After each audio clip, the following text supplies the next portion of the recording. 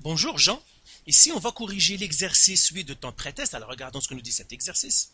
Alors là, ils te disent, voici trois acides qui ont été testés en laboratoire. CH3COOH, H2CO3, H3BO3, ils nous donnent leur constante d'acidité ou bien leur constante d'équilibre.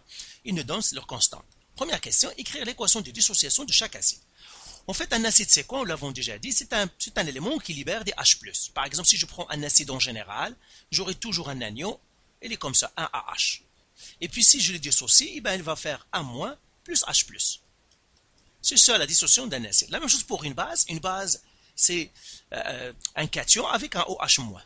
Et quand il se dissocie, il va libérer le OH-, ça veut dire que j'aurai un B+, plus OH-. Donc ça, c'est la base, si je veux dissocier une base.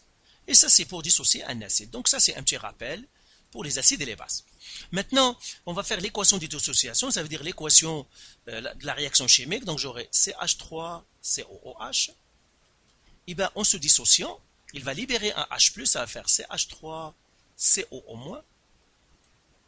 plus H+.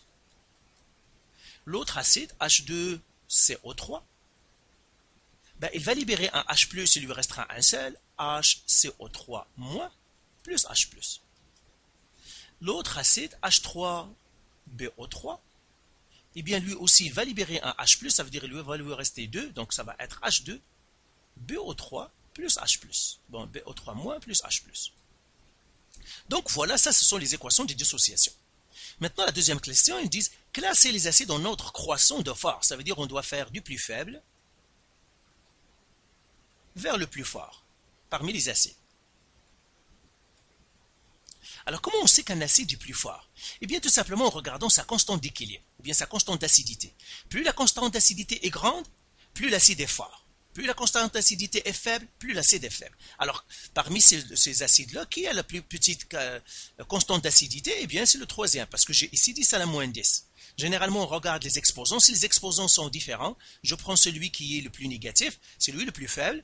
Si les exposants sont pareils, là, je regarde les moitiés ici. Ici, je vois 10 à la moins 10. Ça veut dire le H3BO3, c'est le plus faible. Pourquoi? Parce que sa constante d'acidité, qui est 5,8 fois 10 à la moins 10, elle est plus petite que celui qui vient en deuxième position, c'est 10 à la moins 7. Donc, ça va faire H2CO3.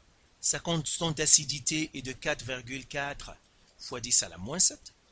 Et finalement, celui le plus fort parmi eux, c'est CH3, l'acide acétique, COOH.